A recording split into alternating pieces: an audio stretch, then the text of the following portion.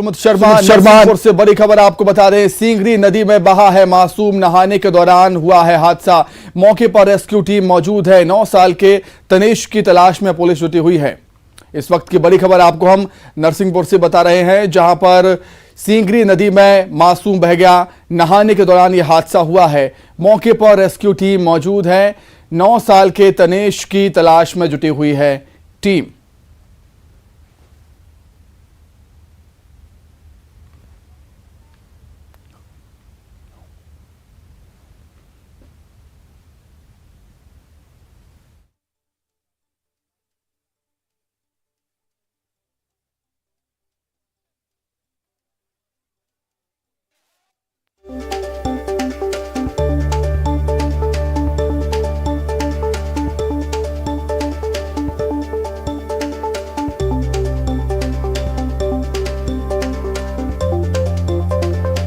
नरसिंहपुर से बड़ी खबर आपको बता रहे हैं, सींगरी नदी में मासूम बह गया।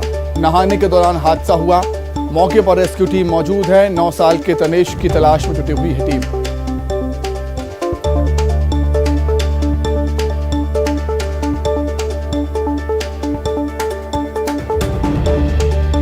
के दौरान ये हादसा हुआ है।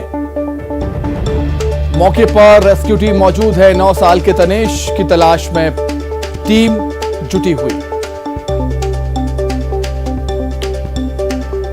मध्य प्रदेश के अधिकांश हिस्सों में हम देख रहे हैं भारी बारिश का दौर जारी। नरसिंहपुर भी उससे अछूता नहीं है।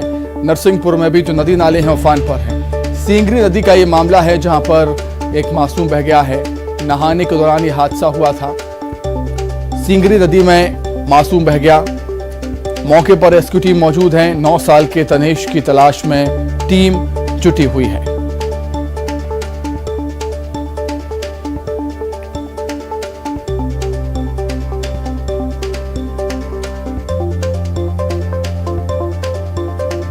तो जानकारी के लिए हम बातचीत करेंगे। संवाददाता आशीष जैन हमारे साथ जुड़ गए हैं फोन पर। आशीष, क्या कुछ जानकारी, क्या कुछ अपडेट रेस्क्यू को लेकर जारी है? जहां तक बच्चे की तलाश है उसके लिए टीम जुटी हुई है और ये बताया जा रहा है कि ये खेल से नहाते समय यहाँ पे हादसा हुआ है।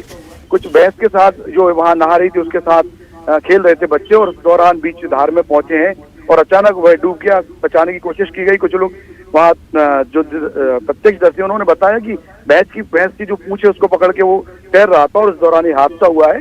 अभी फिलहाल जो तनेश है उसको खोजने का कार्य जारी है। रेस्क्यू की टीम जुटी हुई है और उसके बाद जब जो भी कुछ देर में अपडेट मिल पाएगी, लेकिन अभी तक जो है हालात अभी तक ऐसे नहीं कह सकते हैं कि अभी बच्चे बरामद किया गया है। ठीक है आशीष, बहुत शुक्रिया आपका तमाम जानकारी हमारे साथ जुड़ने के लिए। तो प्रदेश में लगातार हो रही बारिश से हालात बिगड़ चुके हैं। बारिश वाले जिलों में हाल बेहाल है। जनजीवन बुरी तरीके से प्रभावित हुआ। देखिए रिपोर्ट।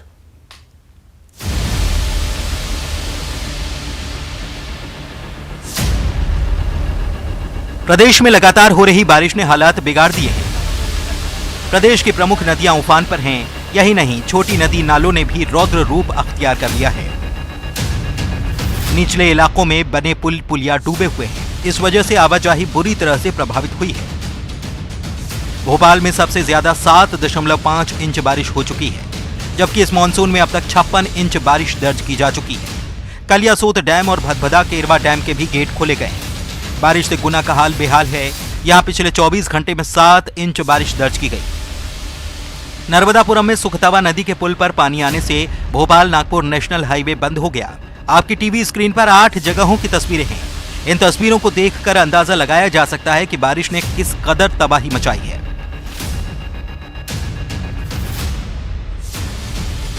छह और जिलों की तस्वीर देखिए। विदिशा, मुरैना, गुना, आगरमालवा, उमरिया और उज्जैन की ये तस्वीरें हैं। यहां भी बारिश से जिंदगी बेहाल है। विदिशा में तो सेना ने मोर्चा संभाला है। हर तरफ पानी ही पानी नजर आ रहा है। मुरैना में भी बाढ़ के हालात हैं। गुना, आगरमालवा में भी हर तरफ जल ही जल नजर आ रहा है। लोग पानी की मुसीबतों से घिरे हैं। राहत बचाव का काम भी जारी है। वहीं सबसे ज्यादा बारिश राजधानी भोपाल में हुई। यहां हालात बदतर हैं। सड़कों पर सैलाब है। निचली बस्तियां जलमग्न हैं। लोगों के घरों में पानी भर चुका है। बिजली आपूर्ति ठप है। मोर्चा संभालने के लिए मंत्रियों को मैदान में उतरना पड़ा। राहत और बचाव का काम भी जारी है। राजधानी के आसपास के गांव पानी से घिर चुके हैं और टापू बन चुके हैं। इन गांवों में लोग फंसे हैं जिन्हें निकाला जा रहा है। बड़ा तालाब भी पूरी तरह से लबालब है और नदियां उफान पर हैं। भदभदा, कलियासोत और केरवा डैम के गेट खोल दिए गए हैं। प्रदेश में हालात बिगड़े हैं, लोगों को मदद की जरूरत है। वहीं मौसम विभाग की माने तो फौरी राहत जरूर है, लेकिन मुसीबत बढ़ सकती है। तो भारी बारिश की वजह से कई जगह ट्रेनों की आवाजाही भी प्रभावित हुई है। राजधानी भोपाल की बात करें, राजधानी भोपाल में भारी बारिश की वजह से गुना मक्सी रेल रूट पर कुछ गाड़ियों के मार्ग परिवर्तित कर दिए गए। वहीं गुना में पार्वती नदी उफान पर है और यहां रेलवे पटरी टूट गई। इस वजह से उज्जैन, इंदौर, रतलाम, ग्वालियर सहित इंदौर रूट प्रभावित हुआ, जबकि रतलाम में तेज बारिश का दौर लगातार जारी। यहां ट्रेन की पटरियां पानी में डूब गई हैं। तो भारी बारिश का असर अब रेल यातायात पर भी पड़ता हुआ नजर आ रहा है।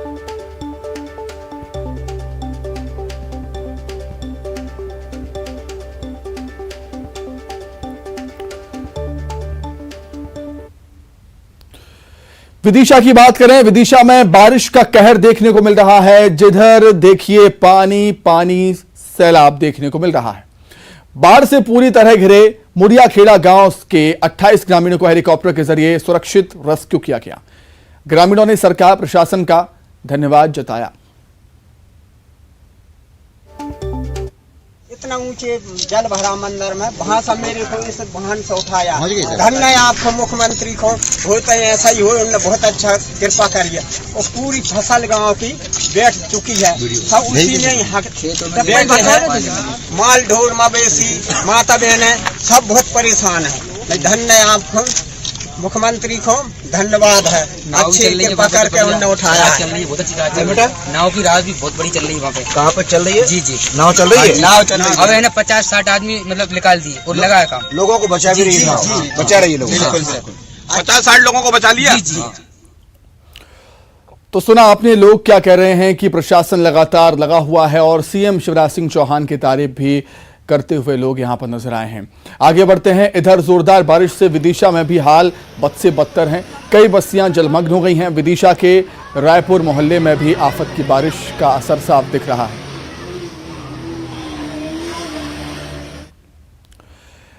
आइए सीधे राजधानी भोपाल का रुख कर देते हैं। सीएम शिवराज सिंह चौहान कुछ कह रहे हैं। पहली प्राथमिकता लोगों के जीवन को बचाना। सर, ये आप मानते हैं कि डिजास्टर मैनेजमेंट ने एक बहुत बेहतर तरीके से काम किया कि लोगों को पहले ही रेस्क्यू किया गया और हालांकि कुछ लोग अभी भी फंसे हुए हैं, उनको रेस्क्यू किया जा रहा है, जिसकी वजह से जान माल की नुकसान थोड़ा सा कमी, खतरा पहले भांप लिया गया और इसलिए परसों से ही रेस्क्यू ऑपरेशन हमने चालू कर दिया था। कुछ जगह घर छोड़ने में जब तक पानी घर में नहीं घुसता तो स्वाभाविक रूप से मन ये करता है कि मैं अपना घर और सामान छोड़ के कैसे जाऊं। उसके कारण कुछ लोग घिर जाते हैं, लेकिन उनको भी हम सुरक्षित रख पाए, रेस्क्यू करके भी निकाला। प्रशासन ने जनता के सहयोग से, सबके सहयोग से, अलग अलग संस्थाओं के सहयोग से बहुत बेहतर काम किया, जिसके कारण हम जिंदगियां बचा पाए। सर, अभी भी कई जिलों में जिस तरीके से अलर्ट जारी है, हेवी रेन का अलर्ट जारी है, तो उसको लेकर किस तरीके? देखिए, अभी तो हमारी चिंता, क्योंकि बारिश कल रात से बंद है, लोगों को निकाल के लाने की, और इसलिए मैं खुद भी बोट से लोगों को निकालने गया ताकि लोगों के मन में एक विश्वास पैदा हो सके कि हमारा मुख्यमंत्री खुद मैदान में है और टीम भी पूरी ताकत से काम कर सके। अभी तत्काल भारी बारिश की संभावना नहीं है। एक कम दबाव का क्षेत्र और बन रहा है। हम अब सतर्क है पूरी तरह से। लोगों की जिंदगी बचाना, सुरक्षित स्थानों पर रखना, ये हमारी प्राथमिकता है। तो सारे उपाय हम कर रहे हैं। सर, लोगों के घरों का भी थोड़ा नुकसान हुआ? नुकसान काफी हुआ है, फसलें तबाह हो गई है और मुझे चिंता पहली थी जान की, लेकिन अब लोगों के नुकसान के कारण जो दिक्कतें जनता को पैदा हुई है, उन दिक्कतों को दूर करने में अभी अपना ध्यान लगाऊंगा। पूरी टीम जुटेगी। पहली प्राथमिकता ये है कि पानी उतरे।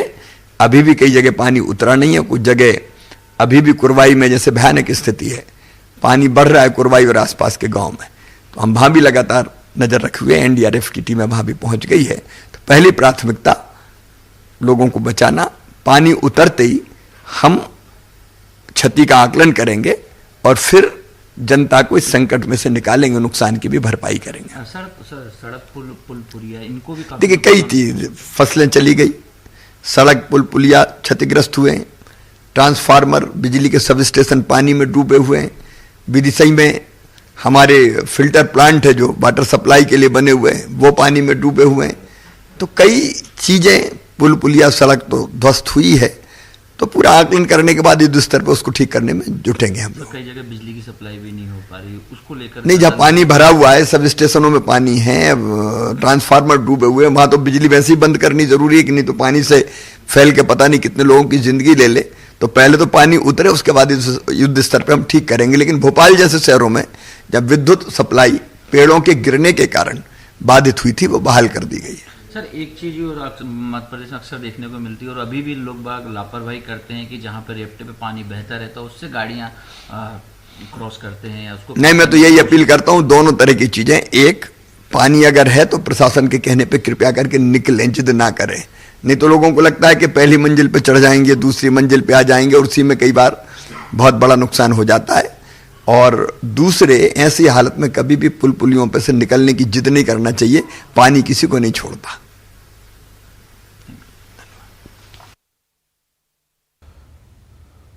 तो सीएम शिवराज को आप सुन रहे थे। उनका कहना है कि सरकार की पहली प्राथमिकता है लोगों की जिंदगी बचाना, लोगों को सुरक्षित स्थानों पर पहुंचाना। बाढ़ के ताजा हालात को लेकर सीएम शिवराज सिंह चौहान एक्शन में हैं। बाढ़ प्रभावित इलाकों में राहत और बचाव काम में सीएम ने तेजी लाने के निर्देश दिए, साथ ही विदिशा के हाल का खुद भी जायजा लिया।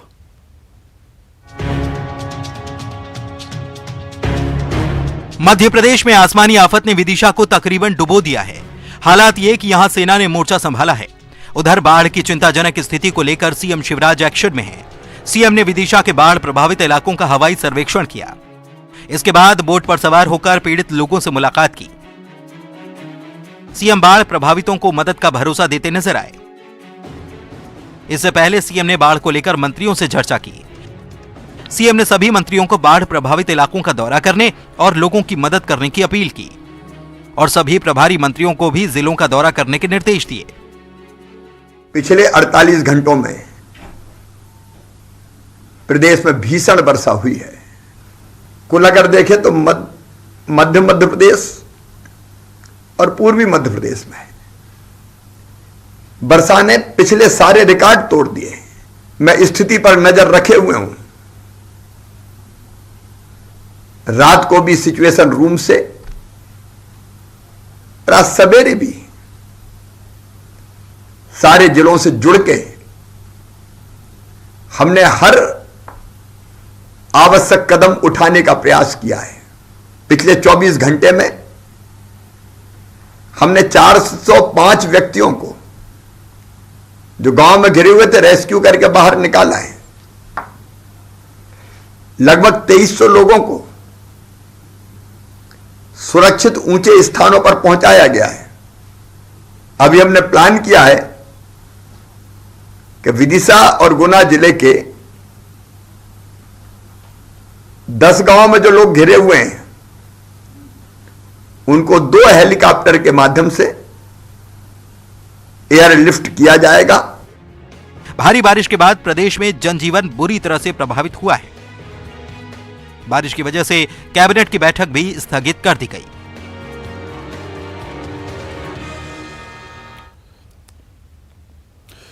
वहीं भारी बारिश को लेकर प्रदेश के गृह मंत्री उत्तम मिश्रा ने कहा है कि 16 मार्ग बंद हैं। गुना श्योपुर जिले में कुछ गांव में पानी घुस गया है।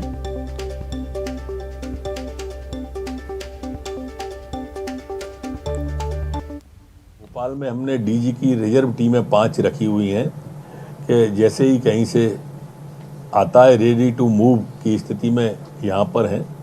नागदा के महितपुर में भी एक जगह भराव की स्थिति आई है। जबलपुर में भी रेडी टू मूव की स्थिति में हमने रखा है। हेलीकॉप्टर बुला लिया गया है, विदिशा रवाना हो रहा है। हेलीकॉप्टर आ चुका है भोपाल में, कुछ ही क्षणों के बाद रवाना वो हो जाएगा। दूसरा हेलीकॉप्टर नागपुर से चल दिया है और तीसरा मुंबई से मंगाया जा रहा है।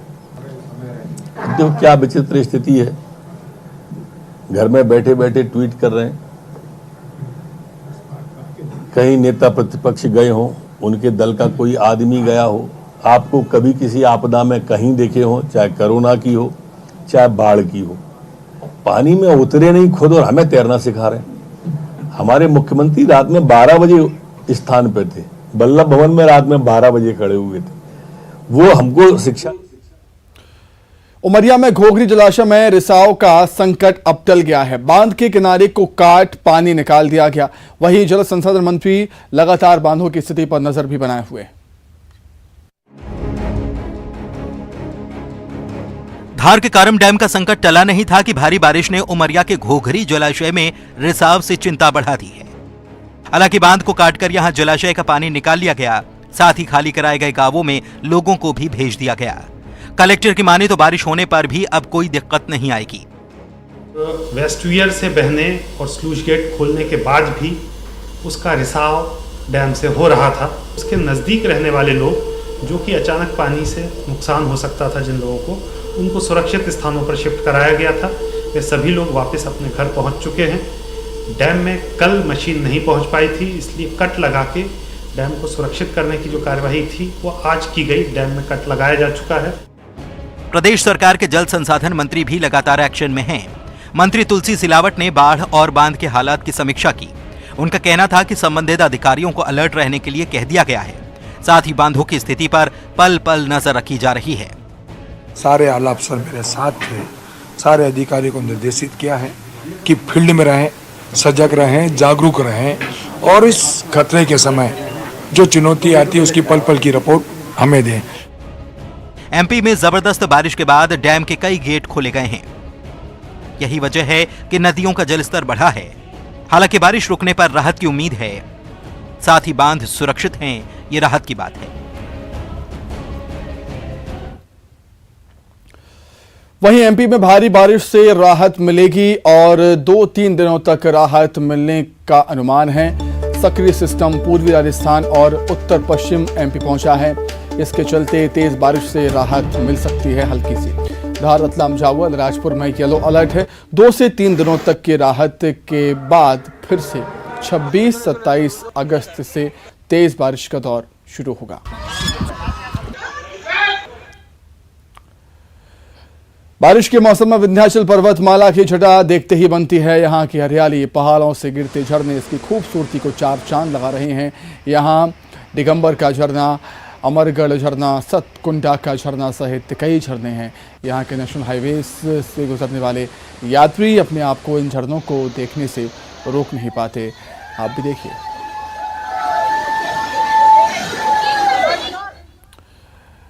खबर इंदौर से है, जहां पर एक ही परिवार के 4 सदस्यों के शव मिलने से हड़कंप मच गया, सनसनी फैल गई।